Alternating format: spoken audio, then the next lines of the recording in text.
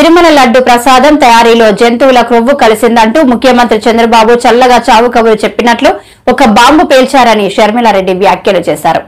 తిరుపతి లడ్డూలను జంతువుల నూనెతో తయారు చేస్తున్నారని అంటున్నారని, ఈ వ్యవహారంతో కోట్ల మంది భక్తుల మనోభావాలు దెబ్బతిన్నాయన్నారు. దేశ విదేశాల నుంచి తిరుమలకు భక్తులు వస్తారని తెలిపారు. సునాయసంగా ఇంత క్యాజువల్ గా ఎలా తీసుకోగలిగారు? కోట్ల మంది ప్రజలకు వాళ్ళ మనోభావాలకు సంబంధించిన విషయం. ఈ విషయం మీరు కేవలం రాజకీయం చేయాలనుకున్నారా? కాబట్టే ఇంత సునాయసంగా దాన్ని ఒక పాసింగ్ కమెంట్లా మీ 100 రోజులు సెలబ్రేషన్స్ లో భాగంగా చెప్పారా?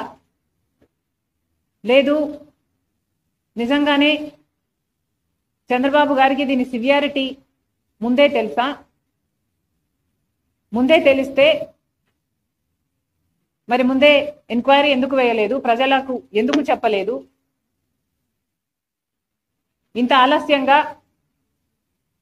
100 రోజుల తర్వాత తాపీగా మీరు చెప్తున్నారంటే మీ ఉద్దేశం ఏమిటనుకోవాలి? చంద్రబాబు గారు తన 100 రోజుల పరిపాలన మీద జనాలు ఒక రిపోర్ట్ ఇస్తారు, ఒక అభిప్రాయం వాళ్ళు ఏర్పరచుకుంటారు. కాబట్టి తన వైఫల్యాలు కప్పిపుచ్చుకోవడానికి, వైసీపీ మీద బురద చల్లడానికి ఈ 100 రోజుల వెన్యూను ఎంచుకున్నారా? ఏమీ అర్థం కావటం లేదు. చంద్రబాబు గారు సమాధానం చెప్పాలి. ఇంత పెద్ద విషయం ఇంత సునాయసంగా చంద్రబాబు గారు తీసుకోవడాన్ని కాంగ్రెస్ పార్టీ ఖండిస్తుంది. మేమైతే దీన్ని చాలా సీరియస్ గా తీసుకున్నాం. కాబట్టి మేము మినిస్టర్ ఆఫ్ హోమ్ అఫైర్స్ కూడా ఒక లెటర్ రాశాం. సిబిఐ ఎంక్వైరీ జరగాలి. ఎందుకంటే సిబిఐ ఎంక్వైరీ జరగకపోతే తప్పు ఎవరు చేశారు అని ఇంపార్షియల్ గా ఒక ఎంక్వైరీ జరగకపోతే తప్పు ఎవరు చేశారు అన్న విషయం బయటికి రాదు. ఇది కేవలం రాజకీయం కోసం వాడుకుంటున్నారా, లేక తప్పు నిజంగానే జరిగిందా?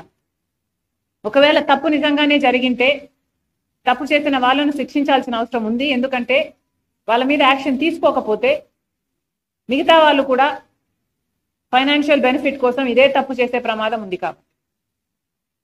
కాబట్టి కాంగ్రెస్ పార్టీ ఈరోజు హోమ్ మినిస్టర్ గారికి, అమిత్ షా గారికి ఒక లేఖ రాస్తున్నాం. సిబిఐ ఎంక్వైరీ జరగాలి అని. ఈ విషయం పక్కన పెడితే చంద్రబాబు గారి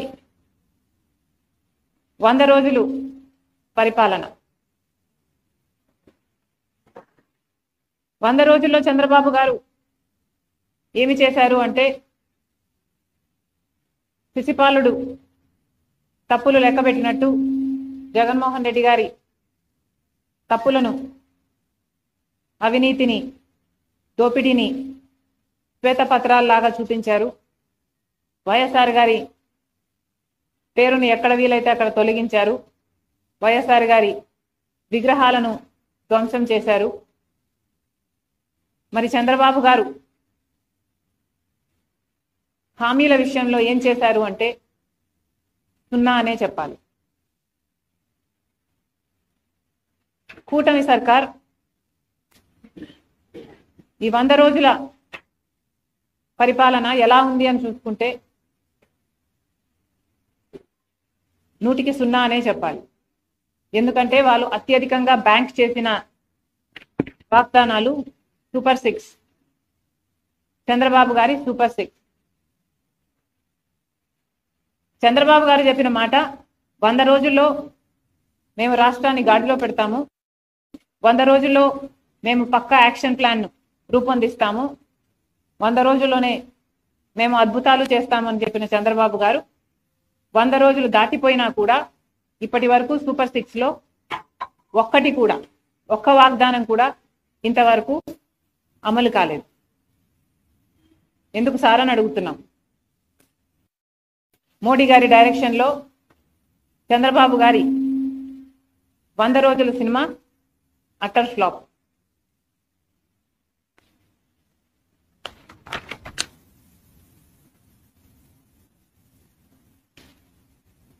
ఎవరు కూడా 100 రోజుల్లోనే అన్ని హామీలు అమలు చేయాలి అని మేము కూడా అంటం లేదు.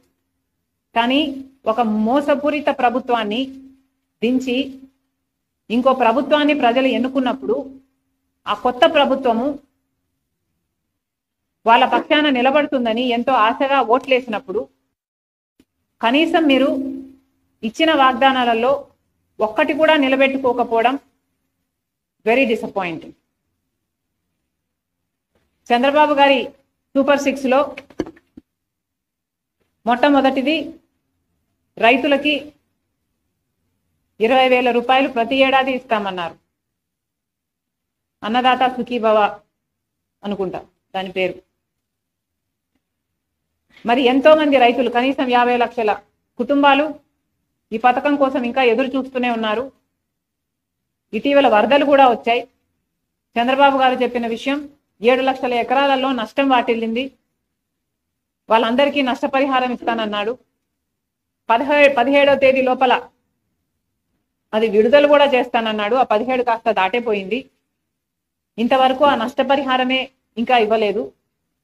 ఇక సూపర్ 6లో చెప్పిన రైతులకి